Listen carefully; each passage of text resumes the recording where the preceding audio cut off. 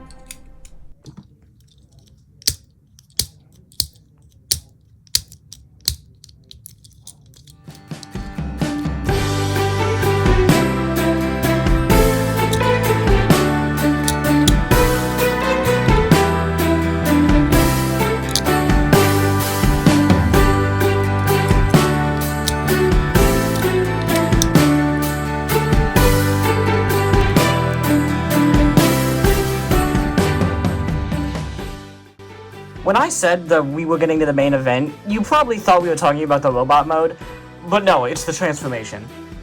This is straight up wizardry, man. Now, I understand that weaponizing and parts forming kind of go hand in hand, but parts forming is still a touchy subject. It is objectively bad, and the thing about parts forming when it came to characters like Cog and Six Gun is Cog really didn't need parts forming to get the vehicle that he had, and the same can be said about Six Gun, let's be real here. But Brunt, oh my god. You can straight up not do this transformation without parts forming. It is impossible. The legs becoming the turrets, the arms moving, it's genius. I love it. And honestly, it's what sold a lot of people on the weaponizers as a whole. Yeah, the Junkions being able to transform and weaponize are cool, but there is something I miss about weaponizers with insane-ass transformations that wouldn't work without parts forming. The lovely silver, purple, yellow, and gunmetal come back in this mode, along with some orange and red. Ba-ba-ba-ba-ba. I love the little crab claws, does a great Zoidberg. And he has a nice bulky chest right under that slinky waistline. I also appreciate the treads in the thighs, giving it a nice rounded motif. He kind of looks like a mech. Oh. And I appreciate how boxy and stumpy the legs are. Like, they look stumpy, but like not in a bad way. Like, honestly, they're probably the meatiest part of the whole figure. And I also appreciate how the backpack works.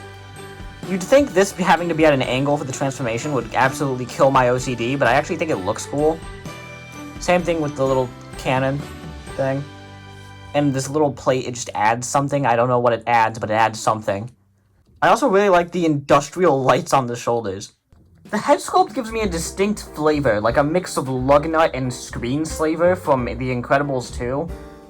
You know what I'm talking about, right? Yeah, you do. Or at least I assume you do.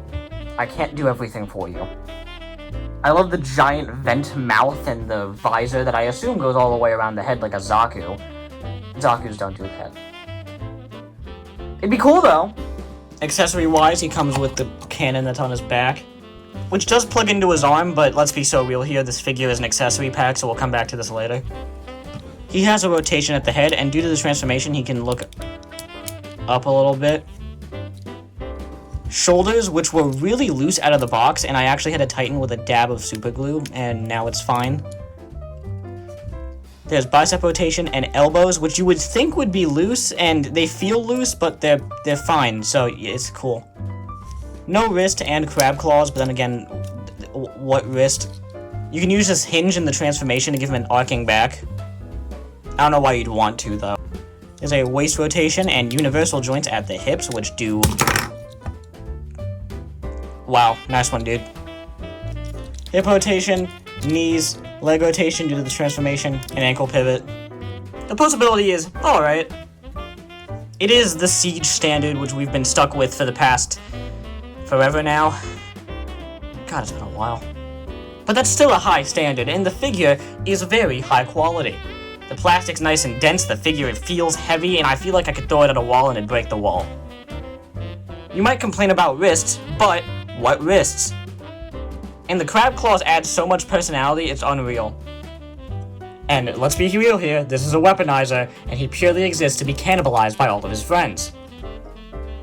Using the numerous amount of weapon ports which are found on the arms, legs, feet, and back of every modern figure, except the aerial bots, you can create combined powered-up forms for the other figures, which is technically backwards compatibility.